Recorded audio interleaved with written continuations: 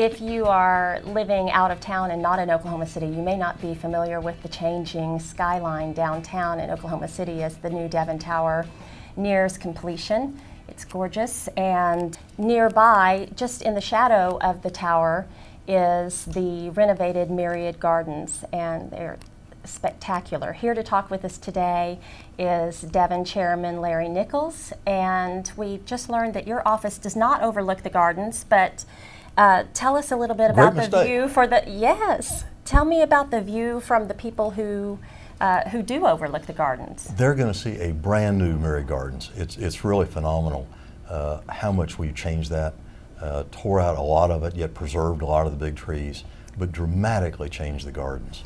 I was down there earlier and I could not believe I was in Oklahoma City. It's beautiful, and I just, when I was looking at it, I was noticing things about the gardens, certain landscaping that had been there all along, but had kind of gotten lost in the mix. And when we started our building project, we had landscape architects come in, and I would tour them around the city to see the context in which they were going to build. Right. And every one of them pointed out this 17-acre garden that was empty. You go down to Bricktown on the canal, there'd be people down there the same day, same time. The gardens was empty. Right. And it's because of these giant berms that surrounded it on all sides. Right, and which I understand were to block the view of cars, I guess, when you're inside the park. The concept that IMPA had, which was really a grandiose plan, and obviously did not work. Of course, there was going to be a huge shopping center there on the place where our building is going. Right. And they were going to have several garden areas that would be tied together by an overhead tram. Okay. And it was going to have an amusement park-like feel, and the berms were going to have offices for arts agencies built into them. Oh. And none of that came to pass. Right. So you ended up with these berms that sort of shielded the inside from our Oklahoma wind, but they prevented anyone from seeing in, so nobody went inside. Right. You didn't know what was in there, and it was kind of scary. That stands in contrast to what I saw earlier when I was down there. People are milling around and they're having lunch in the park and working on their laptops. There's all kinds of activity going on, and the official dedication is not until October 15th. October 15th. Right. Okay. Festival on the Green. Festival on the Green. With Pat Green. I love him. Yes, Pat Green's coming. Yeah. Have the grand opening at 10 a.m., then Pat Green at sunset, and all kinds of activities for kids and children and dogs. And all those people you're referring to, they're down there now. The restaurant's not open, the children's playground's not open, the dog park is not open, and yet you already see the buzz lots of activity because people can see in there. There are things to do. There have already been festivals and performances using the new band shell. So it's already a fun place. Which is a piece of art in and of itself. It is. Yeah, it's we did not want a plain band shell, and we've selected an architect from Washington, D.C. who specializes in this, and said it can't be over the top money-wise, but we want something that's distinctive and unique. Now, is the big green area, is that where the ice skating rink is going to be? No, the ice skating rink will be due north of the restaurant. It's still hidden behind a fence.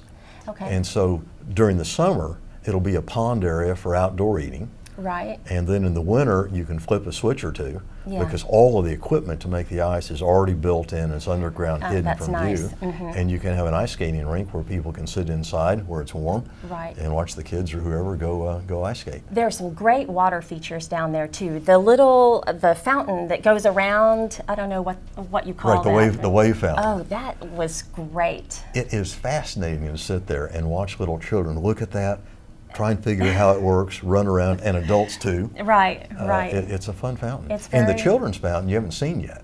So all of those things will all come together by the middle of the month. And right, it's an all-day festival, October 15th. All day. There will be things going on, contests and clowns and all kinds of things for children and for dogs, during all day. So any time of the day, October the 15th, come downtown, see the new Myriad Gardens, and have fun. We're looking forward to it. What do you think the ripple effect of this transformation is? It's really, we're seeing Oklahoma City is really becoming a swan, before our eyes. It truly is. What do you think the ripple effect of that is? Myriad Gardens is a part of that. It's a part of the Renaissance that's been going on in this city ever since Ron Norrick started MAPS 1.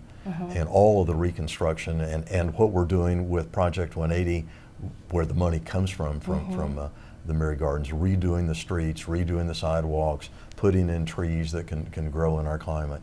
Right. It brings people downtown. Right. It's a fun place, and instead of having a dead 17-acre tract of land that was used a little bit, had some nice botanical features, but not Right. used very much, something now that is a park for all of the city, not Right. just downtown, but all of Right. the city. It really, yeah, you really have uncovered a gem. It's, and now more people can appreciate it, and I would renegotiate my office space to try to get an Good office point. overlooking Good it. point. So work on that. Thank you so much for joining us. Thank you. And we will see you down there October 15th. We're I look looking forward forward to to it. it. Take care. All right.